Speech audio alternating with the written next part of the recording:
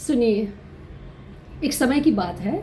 एक युवक ज्ञान की खोज में, शिक्षा की खोज में घर से निकल पड़ा और चलते चलते एक ज्ञानी पुरुष से उसकी भेंट हुई। उनके समक्ष उसने अपनी जानने की जिज्ञासा जाहिर की। फ़कीर बोले कि ठीक है, आपकी शिक्षा का प्रारंभ करने से पहले मेरी एक शर्त होगी जो आपको पूरी करनी होगी। युवक बोला ठीक है, कोई बात नहीं, मैं कोशिश करूँगा। फ़कीर ने कहा जाओ और किसी पेड़ के नीचे एकांत में बैठो और कुछ भी विचार आए, आपके मन में जो भी विचार आए, यादें उठें, वृत्तियाँ जागे, कल्पनाएं उठें और भावनाएं आए तो उसको रोकना मत, होने देना, लेकिन उसको ईमानदारी के साथ ऑब्जर्व करना, उसका अवलोकन करना कि ये सब आ कहाँ से रहा है, जो भीतर मेरे अंदर गतिविधियाँ चल रही हैं वो हो कहाँ से रही है, क्या वो मेरी परवरिश से मुझे मिली हुई है, वही बातें मुझे रिपीट हो रही हैं मन में, या कुछ और जो भी है उसको ऑब्जर्व करना। ठीक है। और फिर यदि आपको भूख लगे तो खाना खा लेना, नींद आए तो सो जाना, घूमने की इच्छा हो तो पैदल ही टहलने निकल जाना, और बीच बीच में जो भी देखो उससे प्रश्न करते रहे, अपने आप से प्रश्न करना, जवाब मिले तो ठीक है, नहीं तो ऑब्जर्व करना। ठीक है। तो घूमने निकल जाना, फिर हाँ, घूमने के साथ साथ इस फैली हुई पूरी प्रकृति और इस पर्यावरण को भी ऑब्जर्व करना। ठीक है। फिर किसी भी प्रकार की अंदर से जिज्ञासा उठे, किसी प्रश्नों के जवाब ना मिले तो मेरे पास आ जाना, चले आना।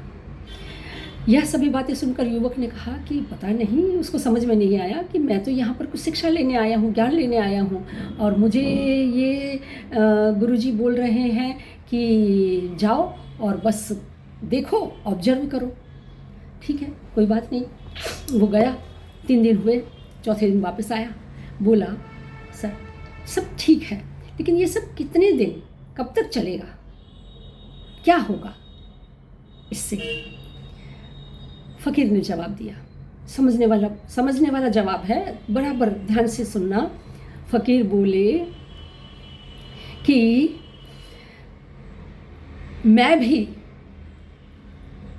इससे अधिक कुछ भी नहीं जानता, अर्थात अवलोकन के अलावा मैं कुछ नहीं जानता।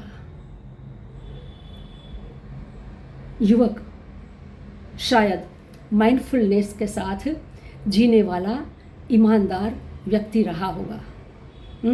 वो समझ गया और नतमस्तक होकर के बोला, मुझे काफ़ी कुछ समझ में आ गया है सर। मैं स्वयं को जानना और इस जगत को जानने के लिए आपके समक्ष आया। आपने मुझे जो रास्ता दिखाया उससे इतना मुझे समझ में आ गया कि ज्ञान की पहली मीन्स शिक्षा प्राप्त करने की, अपनी जिज्ञासा को शांत करने की पहली और अंतिम सीढ़ी मात्र अवलोकन करना है, देखना है, अपने आप को भी और सृष्टि को भी।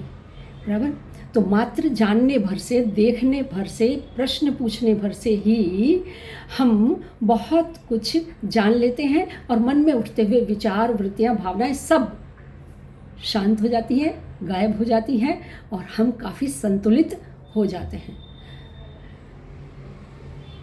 फ़कीर युवक के मुंह से इस प्रकार की बातें सुन करके आश्चर्यचकित हो गए। तुमने मेरे मन की बात कर दी, 3-4 दिनों में तुमने इतना सारा सीख लिया, बहुत खुशी की बात है। बस कहने का अर्थ यह है कि बड़ी बड़ी ज्ञान और विज्ञान की बातें अपनी जगह पर ठीक होंगी, मगर बुद्धिमत्ता, समझ व विवेक के साथ जीने के लिए जीव व जगत को जानकर उसके साथ संबंध को समझ लेना हमें कई समस्याएं, कई बेचैनियाँ, कई परेशानियों से मुक्त कर देता है। ठीक है। अब प्रश्न ये उठता है कि स्वयं को जान लिया, फिर क्या? अब इतनी बातें जान ली तो क्या? सवाल समझने लायक है, अच्छा है। अब क्या क्या होगा, मतलब देखते हैं कि अब क्या होगा। अब क्या होगा कि बाहर जगत के दृश्यों को देखने वाली जो ये आँखें हैं वो तो वही होंगी, ये आँखें वही होंगी, किंतु अब उसके अर्थ बदल जाएंगे। अब देखने के अर्थ बदल जाएंगे। आंखें जो पहले देख करके अर्थ निकाला करती थी, अब वो अर्थ नहीं, कुछ और ही अर्थ निकलेंगे। आप अपने आप को भीतर से विस्तृत होता हुआ पाएंगे। ठीक है, पहले बाहर कुछ भी देख करके जो हमें भावनाएं उठती थी वो अब उठेंगी, लेकिन बहुत ही संतुलित मात्रा में उठेंगी। तुरंत आप अपने ऊपर कंट्रोल कर पाएंगे। ठीक है, मन को वो खुला प्रवाह नहीं, कुछ समझदारी के साथ वो अब प्रवाहित होगा।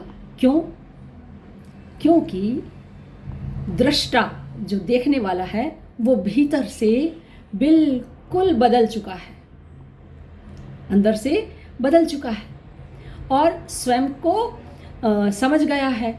इस जगत के और स्वयं के, जीव और जगत के संयुक्तता का जो खेल है उसको समझ में आ गया है।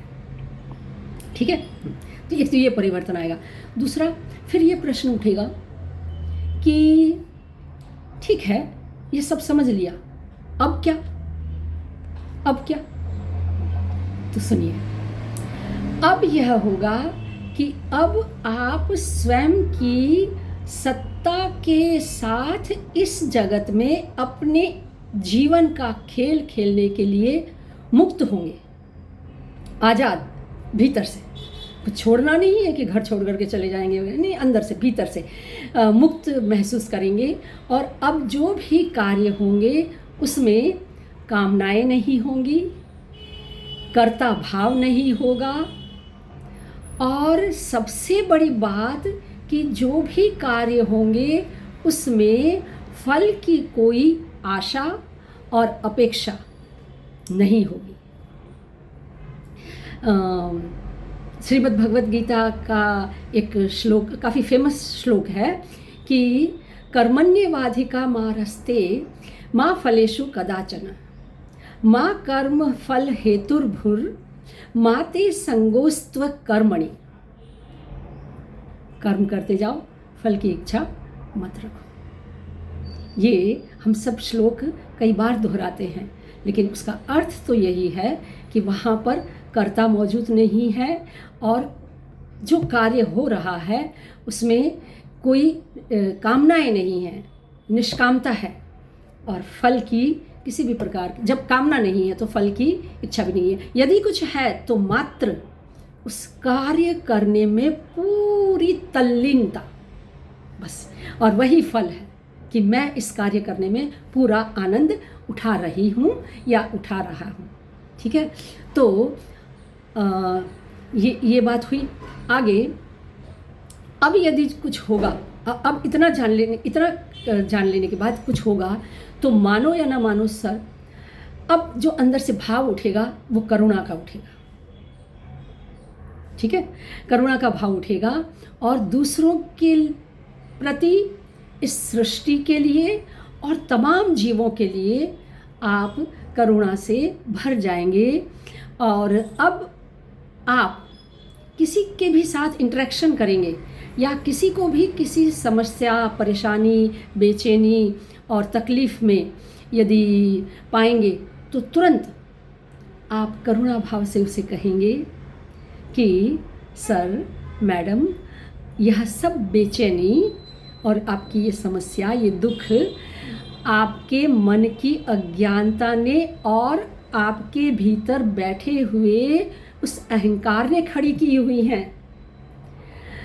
जरा सा स्वयं के मन की गतिविधियों का अवलोकन कीजिए, गहराई से अपने आप से कई प्रकार के प्रश्न पूछिए, एकांत में बैठ करके कुछ चिंतन मनन कीजिए। तो फिर ये परेशानियाँ आपको ऐसी लगेंगी कि सब बाहरी हैं, भीतर तो हम वही हैं जो हमें होना चाहिए। सब ने हमें, इन बंधनों ने, इन वस्तुओं ने, मैं, मेरा और मेरे ने मुझे घेर रखा है, उसकी वजह से ये सारी परेशानियाँ फील होती हैं, महसूस होती हैं। ठीक है, तो अब आप यह जान पाओगे, समझ पाओगे कि मुझे परेशानियों में बंधे हुए रहना ही नहीं है, मुक्त होना है, तो मुक्त जियोगे। और फिर ज्ञान, समझ व होश पूर्वक आनंद से जी पाना ही तो इस जीवन का उद्देश्य है। अच्छा लगा हो तो निश्चित रूप से आप फॉरवर्ड कीजिएगा और कमेंट्स भी कीजिएगा, ताकि मैं अपने अगले वीडियो में कुछ चेंज कर सकूं। ठीक है, फिर मिलते हैं किसी और मुद्दे पर।